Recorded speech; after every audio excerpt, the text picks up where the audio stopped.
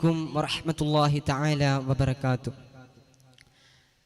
الحمد لله الحمد لله الصلاة والسلام على أشرف المرسلين وعلى آله وصحبه أجمعين أما بعد. ബഹുമാനപ്പെട്ട ഉസ്താദുമാരെ, എൻ്റെ ശബ്ദം ശ്രവിക്കുന്ന വിദ്യാർത്ഥി സുഹൃത്തുക്കളെ, കുടുംബബന്ധം എന്ന വിഷയത്തിൽ അല്പം നിങ്ങളുമായി സംവദിക്കാനാണ് ഞാൻ ആഗ്രഹിക്കുന്നത്. അല്ലാഹു സുബ്ഹാനഹു തആല അനുഗ്രഹിക്കട്ടെ. ബഹുമാന്യരെ, അല്ലാഹു സുബ്ഹാനഹു തആല കുടുംബബന്ധത്തിന് വളരെയേറെ പവിത്രത നൽകിയിട്ടുണ്ട്. ആ കുടുംബബന്ധത്തിന് വില കൽപ്പിക്കുന്നവർക്ക് വലിയ പ്രതിഫലവും സ്വീകാര്യതയും, അതിനെ അവഗണിക്കുന്നവർക്ക് വിദിതമായ ശിക്ഷകളും അല്ലാഹു സുബ്ഹാനഹു തആല വാഗ്ദാനം ചെയ്തിട്ടുണ്ട്. അല്ലാഹു സുബ്ഹാനഹു തആല ഒരു ഖുദ്സിയായ ഹദീസിലൂടെ നമ്മെ ഇപ്രകാരം ഓർമ്മപ്പെടുത്തുന്നു: അനർ റഹ്മാൻ ഖലഖതുർ റഹിം വശഖഖതു ലഹാ ഇസ്മൻ മിൻ ഇസ്മി. ഞാൻ റഹ്മാനാണ്, ഞാനാണ് കുടുംബബന്ധത്തെ സംവിധാനിച്ചതും രൂപപ്പെടുത്തിയതും എൻ്റെ നാമത്തിൽ നിന്നും തന്നെയാ അതിന് പേര് വെക്കപ്പെട്ടിട്ടുള്ളതും. ഫമൻ വസലഹാ വസൽതുഹു വമൻ ഖതഅഹാ ബതതുഹു. അതിനാൽ ആരെങ്കിലും ആ കുടുംബബന്ധത്തെ ചേർത്താൽ അവനെ ഞാൻ എന്നിലേക്ക്, എൻ്റെ കാരുണ്യത്തിലേക്ക് ചേർക്കുന്നതാ. മറിച്ചാരെങ്കിലും ആ കുടുംബബന്ധത്തെ ശിഥിലമാക്കിയാൽ ഞാൻ അവനോടുള്ള ബന്ധം തന്നെ വിച്ഛേദിക്കുന്നതാ. ഈ ഒരു ഹദീസ് മാത്രം മതി കുടുംബബന്ധം ചേർക്കുന്നതിന്റെ പവിത്രതയും ശിഥിലമാക്കുന്നതിന്റെ പ്രത്യാഘാതവും നമുക്ക് ബോധ്യപ്പെടാൻ. കേവലം സത്ത് തർക്കത്തിന്റെ പേരിലും ഈഗോ പ്രശ്നങ്ങളുടെ കാരണത്താലും മനസ്സിനകത്ത് നീറിപ്പുകയുന്ന അസൂയ കൊണ്ടും അപരന്റെ അപരാധങ്ങളെ പുറത്തു കൊടുക്കാനുള്ള മനസ്സ് നഷ്ടപ്പെട്ടത് കൊണ്ടുമൊക്കെയാ കുടുംബ ബന്ധങ്ങൾക്ക് വിള്ളൽ സംഭവിക്കുന്നതും കുടുംബ ബന്ധങ്ങൾ ശിഥിലമായി പോകുന്നതും. നിങ്ങൾ എത്ര ദിക്ർ ചൊല്ലിയാലും, എത്ര സുജൂദ് കൊണ്ട് വർത്തിച്ചാലും, എത്ര നോമ്പ് അനുഷ്ഠിച്ചാലും, എത്രമാത്രം കഅബയുടെ കില്ല പിടിച്ചുകൊണ്ട് പൊട്ടിക്കരഞ്ഞ് അല്ലാഹുവിനോട് ദുആ ചെയ്താൽ പോലും അല്ലാഹു സ്വീകരിക്കില്ല കേട്ടോ, അല്ലാഹു സ്വീകരിക്കില്ല കേട്ടോ. കുടുംബബന്ധം ചേർക്കാതെ അല്ലാഹു നിങ്ങളുടെ ഒരു ദുആ പോലും സ്വീകരിക്കില്ല.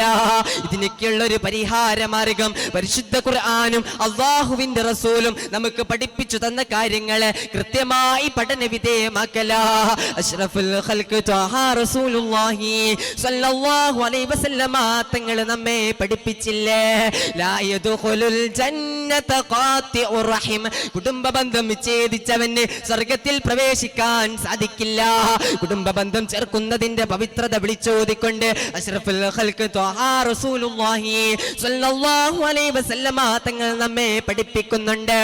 മൻ അഹബ്ബ അൻ യുബ്സത ലഹു ഫീ റിസ്ഖിഹി വ അൻ യുൻസഅ ലഹു ഫീ അസരിഹി.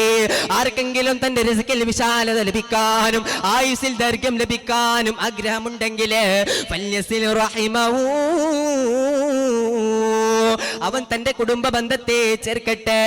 ശിഥിലമാകുന്ന ബന്ധങ്ങളെ വിലക്കി ചേർക്കുവാൻ ഒരേ ഒരു മാർഗം, അത് പരിശുദ്ധ ഖുർആൻ മുന്നോട്ട് വെച്ച മാർഗം തന്നെയാ.